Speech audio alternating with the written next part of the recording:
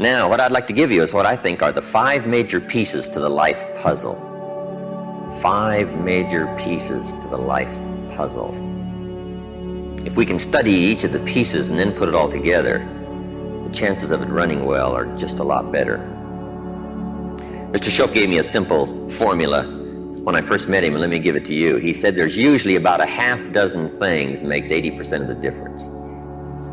There's about a half dozen wealth things, about a half dozen health things that can give you the 80% solution to the problem. Then Mr. Shope said, be a student of those half dozen basic things. Pretty good advice. Success is not doing extraordinary things. Success is doing ordinary things extraordinarily well. So if you just learn to do it well, key things well, learn to speak well. Poor people can talk and rich people can talk. It looks like rich people talk better. Learning to speak is called survival. Learning to speak well is called success. So let me give you what I think are fundamental pieces to life, and we'll take it from there. Here's the first one. Philosophy. Philosophy, in very simple terms, is simply what you know. And what you know greatly affects how your life works out. We might also add, what you don't know greatly affects how your life works out. The idea you miss could be the missing number in trying to put the numbers in the lock. So, what you don't know will hurt you, to correct an old cliche. And to correct another one, ignorance is not bliss. It's important to know. It's important to get the information. Now, we do something very important with what we know. We weigh it. That's another good word. We weigh. Weigh everything before you do it, before you buy it, before you try it. Make sure you weigh it. Everything you get ready to do, you got to decide whether it's a major or a minor, and you don't want to give minor things major time. You don't want to give something insignificant significant amounts of your energy. So we simply use the phrase, weigh before you pay. Sophisticated people learn to weigh everything. And what we all need is a good set of mental scales to weigh everything. What if you got information and your mental scales were off and insignificant things to you were significant? Wouldn't that be a major handicap the rest of your life? When you weighed something, important things weighed unimportant. We would call that a great handicap. So it's very important to weigh everything properly, and that's the reason for sermons and songs and lyrics and lectures and seminars and conversations and professors and teachers. It's one of the reasons why we converse with each other, and we debate and we think about and we ponder and we perceive and we weigh and we try to find out where the values are. Because you don't want to proceed and give big chunks of your life to something that's insignificant. Okay, so we get information, we weigh it, then we come to conclusions about values. Big question in forming your life, where are the values? What is important?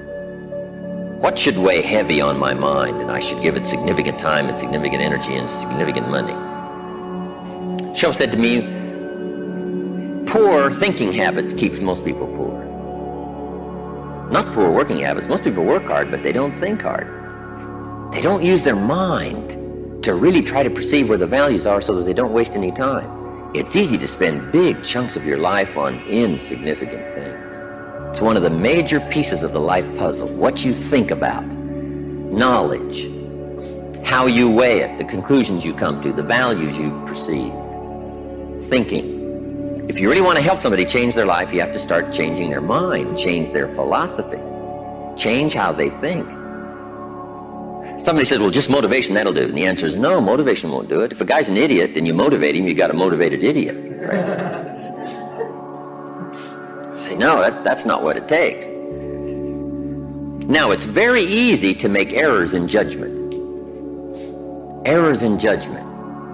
I'm now teaching people, even after they're out of school, university, college, they should read at least 1 or 2 books a week. It's easy when you get out of school, right, and get a job to just sort of let that all slide and not keep up the learning process. But if you don't keep up the learning process, a lot of values become fuzzy if you don't keep trying to perceive what's important, what's not important, and then start spending major effort on minor things. So we have to keep learning.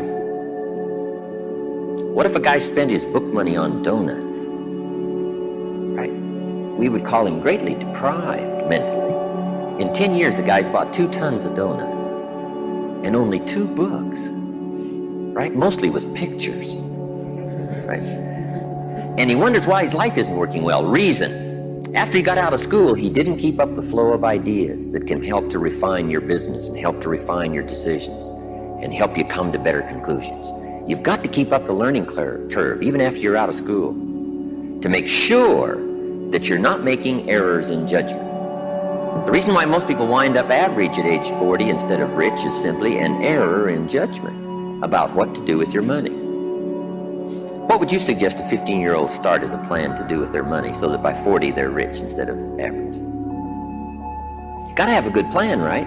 If you start making errors early with your money, those errors can make your life mediocre instead of rich. You wind up with pennies instead of fortune.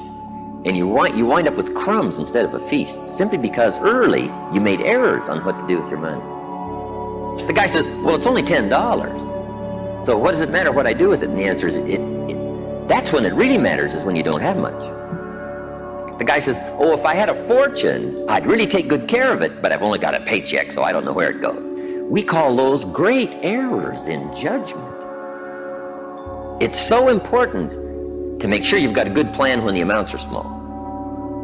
But it's easy to make errors. It's easy not to know. It's easy to miscalculate. And if you miscalculate, some things keep adding and adding and adding. I got a good phrase for you. Life is accumulative. Good phrase to know. Life is accumulative. Our errors either accumulate into what we don't get, or our wise decisions accumulate into what we do get. Now, the key is to correct the errors as early as possible. Fortunately, Mr. Shove caught me at age 25, started asking me major questions. At age 25, he said, Mr. Owen, how long have you been working? And I said, I've been working 6 years. I started working when I was 19. He said, well, 6 years. How much money have you saved and invested in the last 6 years? I said, not any. He said, who sold you on that plan? Wow, 6 years is enough time now to check and see if you've got a good financial philosophy. And the time to catch the errors is early. So Mr. Shove started asking me those tough questions at age 25. How about your money? How about your resources? How about your investments? And you say, well, I've got plenty of time to worry about that and be concerned about that later. And the answer is probably not. Now's the time to fix it. Wherever you hear the good information, that's the time to start fixing it. So we're teaching kids now a good wealth philosophy. Starting at age 50, 15 will make you wealthy by age 40, 45 at the latest if you're a little slow. Start doing wise things with your resources. When would you suggest people should do wise things with their resources? Answer, as soon as they get the better information. Now, you can't do what you don't know, but the key is to keep learning so that good ideas keep occurring to you. Now you can do more wise things. Okay? But philosophy is where it all begins, what you know. Now, to know wise things, you simply have to study, as you're doing. Keep up the reading, keep up the conversations, keep up the listening to lectures, keep going through the information, keep stashing it away, taking the notes, right? There's no better way to adjust your philosophy than to have a continual flow of ideas. But that's the first piece of the life puzzle, philosophy. Now, here's number 2. Philosophy determines attitude. Attitude is simply how you feel. First, what you know sets the sail of your life. Now, how you feel starts taking you there. Attitude. Now, there's all kinds of ways to feel, right? You can feel good or you can feel bad.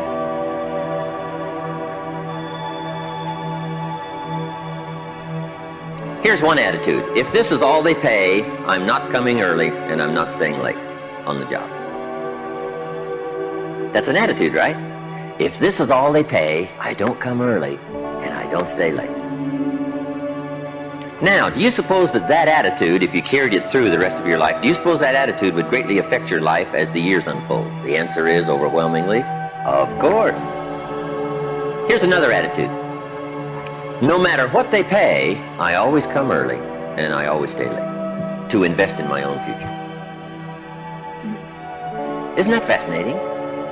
Attitude is by choice. You can either choose to come early or you can choose to come late. You can either choose to leave early or you can choose to stay late. Attitude's a matter of choice. Now, to make wise choice, we need educated attitudes. Emotions must go to school to learn where the values are. Okay? Good phrase. Emotions must go to school. When kids are young, right? A 3-year-old, falls on the floor and kicks his feet and screams. We say, well, that's okay when you're 3, but it isn't okay when you're 30. Right? As a little kid, right, you can retaliate and punch somebody out, but when you're 23, we say, no, you got to learn now to take that emotion and send it to school and find out where the values are. It's okay to feel strong, but you've got to learn to restrain yourself in a society if you want life to go well for you.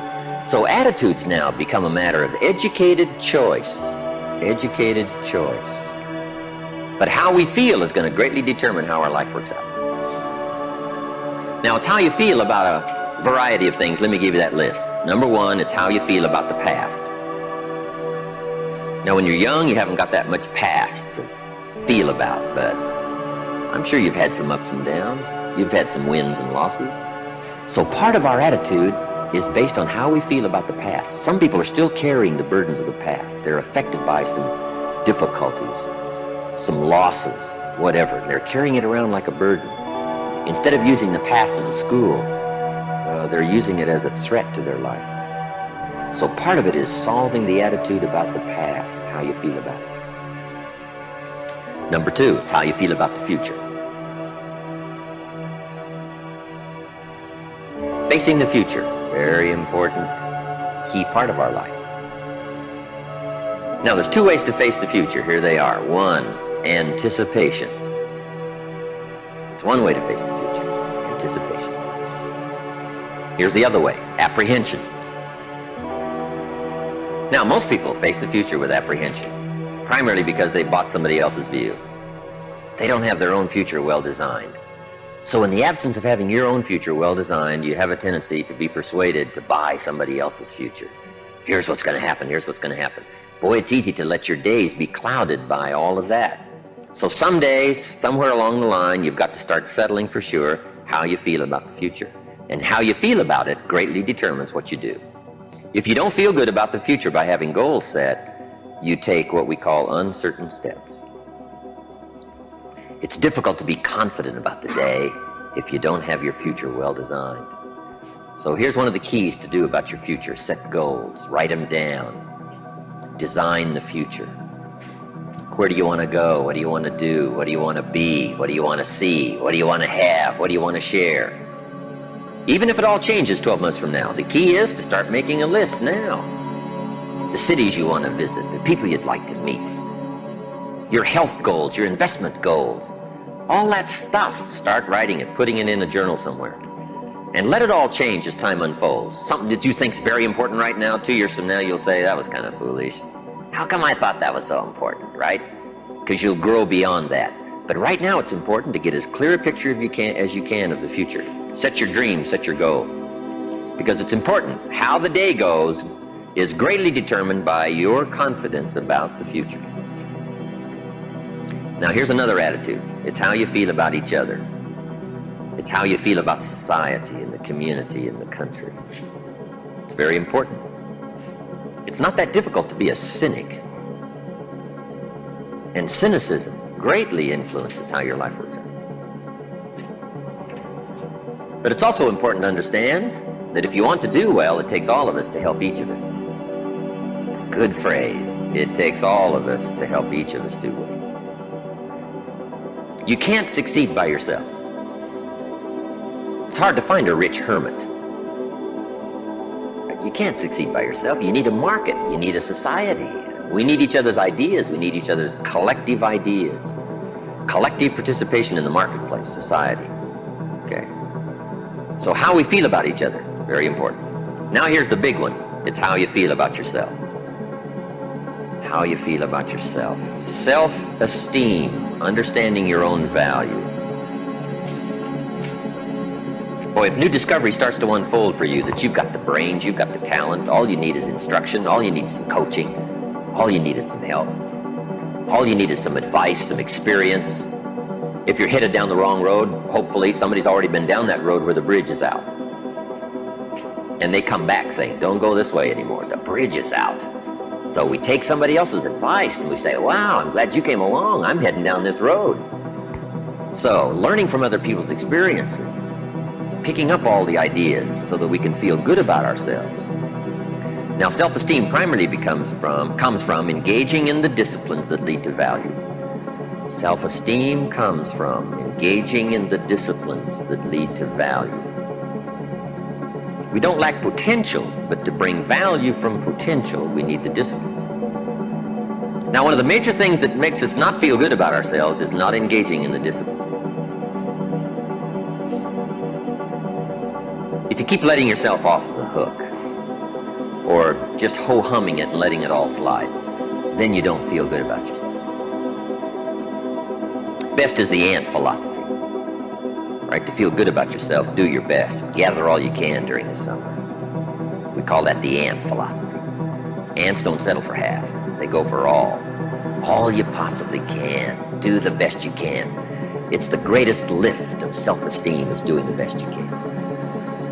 Okay, so attitude plays such an important part in the 5 pieces of the life puzzle. Now, what's next? Number 3. First is philosophy, second is attitude. Philosophy and attitude determines activity. Activity is what you do. Key phrase, success is a doing. You actually now have to do it. It seems as though God has designed that the major part of the value of our life is left to our own mental genius. You've got to decide what you want to become.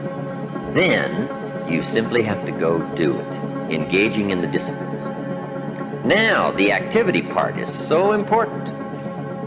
How hard should you work when you get ready to labor, when you get ready to try to be successful in the marketplace? How many days should you spend? How hard should you work? Well, let me give you an Old Testament phrase to consider. It says, 6 days activity, 1 day rest. Now that's called a philosophy on activity. Right? What should be the ratio of rest to activity? Old Testament suggests 6:1. Now I know that goes back a long ways. Some people said, no, 6:1's old-fashioned. 5:2 is better. Well, you got to take a look at 5:2 and see if it's okay. You don't just want to buy somebody's philosophy without seeing if it leads to fortune, and if it leads to unique things, wonderful, it's probably good. But you have to check out if 5:2 is okay. Would 4:3 be better? I don't know. You got to check everything. I do know this, good phrase. Don't rest too long. I got a good point for you. Make rest a necessity, not an objective. The objective of life is not to rest. The objective of life is to accomplish, to growth, full accomplishment, test the outer limits of your abilities. That's what life is all about. See what all you can do. That's what life is all about. See what you can do with the seasons and the soil and the seed. See what you can do with your brain. See what you can do with your talent and your gifts and your skills. That's what life's all about. See what you can do. Now, we need rest, but you must make rest a necessity, not an objective. If you make it an objective, you start falling into what we call the average syndrome, right? People who live mediocre lives are always looking forward to getting off. Successful people are always looking forward to getting on. Successful people don't want off. They want on. They want to get on with the job. They rest only enough to gather strength. So consider that in your argument, in your debate on how hard should you work. Let me give you another Bible philosophy. My parents made sure I was a pretty good scholar by the time I was 18. And I'm an amateur on the Bible. Here's another good philosophy. Whatever your hands currently find to do, do it with all your might. Whatever you're doing, Do it with all your might. We call that philosophy on activity. How hard should you work? As hard as you can in the time allotted to labor. In leadership, management lectures we teach, when you work, work. When you play, play. Don't play at work. And don't work at play. Right? Make best use of your time. When you're working, pour it on. And when you're playing, have a good time. But don't play at work. Okay. So, activity, very important piece in this whole life puzzle in working. So, you've got to test how hard you can work. Part of it is physical, your own physical limitation. Some people can take 14 hours, no problem. Some people 10 stretches pretty much their physical limitation. So everybody has to sort of decide how hard you can work, how much time you can put in. When you come to university, right, you got to sort of find out how much workload you can handle, how many classes can you go through, how much can you unravel, how many study hours do you need, how much effort have you got, when you're going to run out of gas, right, and you need to replenish the supply. So we all have to study our own activity habits. But let me give you what I think is the best philosophy. It is simply do the best you can. In activity, we call it doing your best. A man asked me one time, he said, I'm making about $50,000 a year, isn't that enough? What would you tell somebody? A businessman said to me. He said, my kids aren't starving, and he said, I got my bills paid, and he said, we're doing pretty good, and I'm making about $50,000 a year. Isn't that enough? He asked me. What do you suppose I told him? I said, yes, it's enough if it's the best you can do. We don't call an amount enough. We call your best enough. I said, if you're capable of making $500,000 a year and you make $50,000 a year, we call you loser. And we don't call you loser because of the difference between 50,000 and $500,000. We call you loser because you're not doing your best. If you do your best and you make $10,000 a year, that's enough. If you do your best and you make $1 million a year, that's enough. Enough is not the difference between 10,000 and 1,000,000. Enough is simply doing the best you can. So that's the key to the good life. When the day is finished, if you say, did I do my best? And if I'm not doing my best, why not? Have I got some errors in my philosophy that says, hey, half effort's okay, just slide by, ho-hum it, cross your fingers and everything will work out, hopefully. Say, no, I don't want to take those kind of chances. I don't want to drift. Okay? So activity. Just put a big question mark on activity and say, here's a major piece of life to keep checking. Make sure I'm doing my best. That's all I require, my best. A group of psychiatrists asked me to come and lecture for them in Los Angeles one time, which I thought was interesting, since I only went to 1 year of college. And then in the middle of my lecture, I had the audacity to say, ladies and gentlemen, let me tell you what I think most messes with the mind. They said, what do you think most messes with the mind? I said, I think what most messes with the mind is simply doing less than you can. It sets up all kinds of psychic problems, doing less than you can. Guess when you really feel good about yourself? When you've done the best you can. You don't even have to win the full prize if you do the best you can. We call that the ultimate winning, doing the best you can. Wow, there's nothing like the soaring self-confidence that comes from putting out what we call full effort. In whatever you do, it's called full effort. Philosophy, activity, attitude leads to number 4, results. And that's what life is all about, putting the first 3 together. Good philosophy, attitude, high activity to get the ultimate called results. I got a good phrase for you. Results is the name of the game. Now, the challenge of life is a very simple phrase. Let me give it to you. I think you'll find it interesting to at least ponder. The challenge of life is to make measurable progress in reasonable time. Measurable progress in reasonable time. First, we don't want to be unreasonable with time. If you and I agree to do something, 5 minutes later I'm asking you, how are you doing? You say, I haven't left the building yet. You can't ask in 5 minutes. 5 minutes is too soon. That's unreasonable. Now, if I don't ask you for 5 years, We call that too late. You can't wait 5 years and you can't go 5 minutes, right? We all have to learn what is reasonable time to expect somebody to make progress, to grow, to change, to develop. So all of us have to learn, especially if you're going to become leaders, entrepreneurs, if you're going to have management responsibilities and work with people, you got to understand what is reasonable time. We don't want to be unreasonable with time. But here's what else we expect: measurable progress in reasonable time. How many years should the child spend in 4th grade? Approximately. About 1. You say, well, if they're nice kids, would you give them 3 or 4? You say, no, you can't spend 4 years in 4th grade. It's unacceptable. We put on the family pressure. We put on peer pressure, right? We put on all kinds of pressure. You can't spend 4 years in 4th grade. Now, wouldn't that be interesting if we applied the same kind of social pressure all of our lives?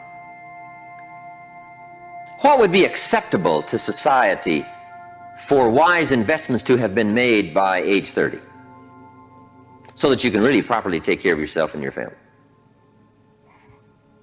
Somehow we've missed those standards, right? Shouldn't it be popular to be wealthy by age 40?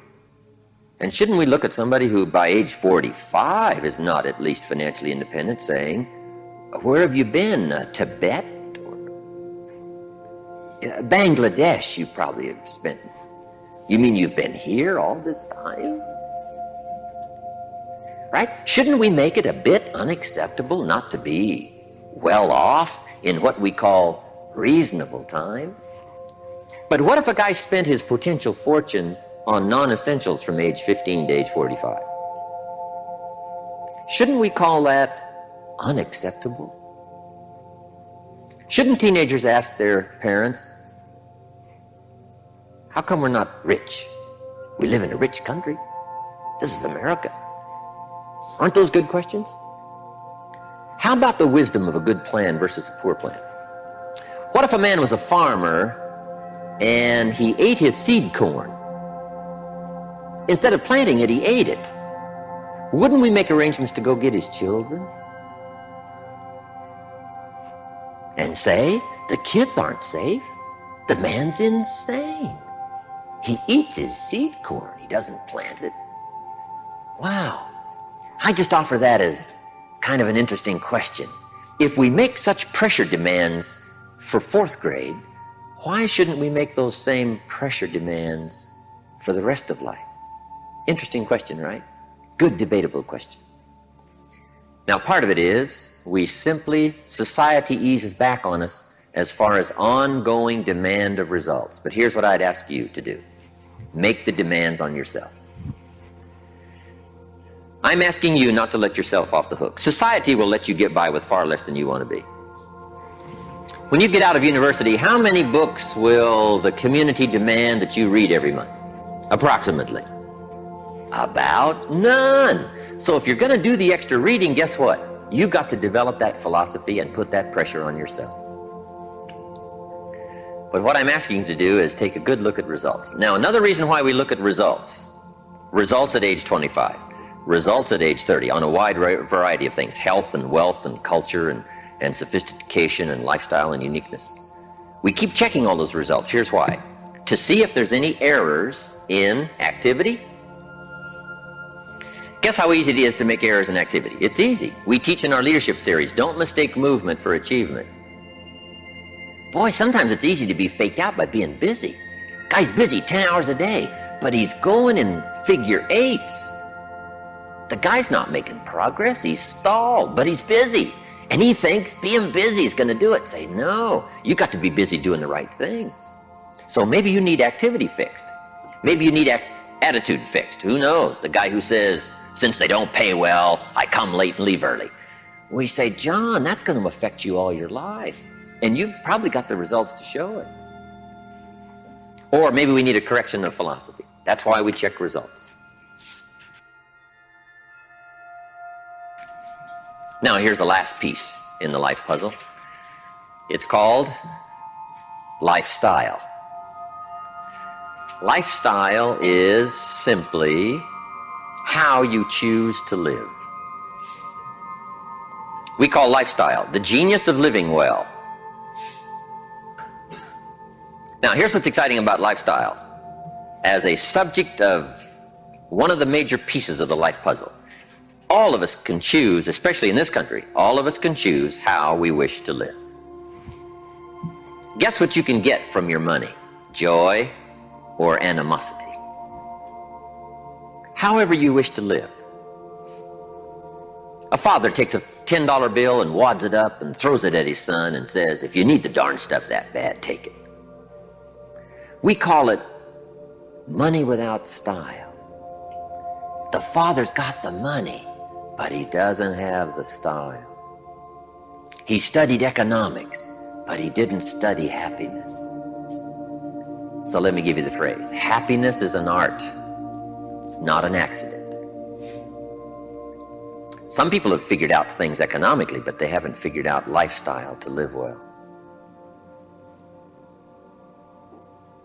Culture is a study. It's not an amount. Somebody says, if you have an amount of money, you'll be cultured. And the answer is no. Cultured is a study. Culture is a refinement of the mind. To be cultured, you must study culture and practice culture. Money doesn't solve the culture challenge. Money doesn't solve the happiness challenge.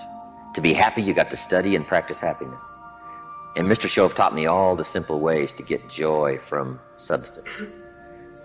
A sophisticated gentleman knows that a rose on time is more valuable than a $1,000 gift too late.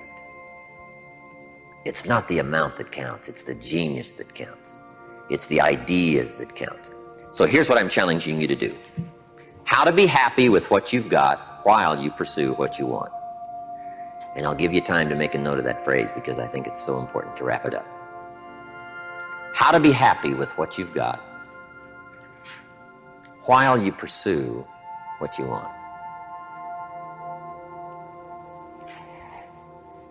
So I would challenge you in the last piece of the life puzzle, find ways to live uniquely. Now, if you look at your life on all these 5 pieces, this is why I'm asking you to just go back through and review these notes. How am I doing on philosophy? Are there some things I don't know? Am I making some errors in judgment that's going to bring me to no good end, right? 3 years from now, 5 years from now. Key phrase, 10 years from now, you will arrive. The question is, where? Good question, where? And the follow-up is, now's the time to fix the next 10 years. Now's the time to fix the next 10 years. And hopefully, with the discussion of these 5 subjects, we've given you some viewpoints, at least from my experience. And hopefully I've done a little coaching here today, and you can take these subjects and debate them and talk about them and think about them, and they'll help you with life in the future.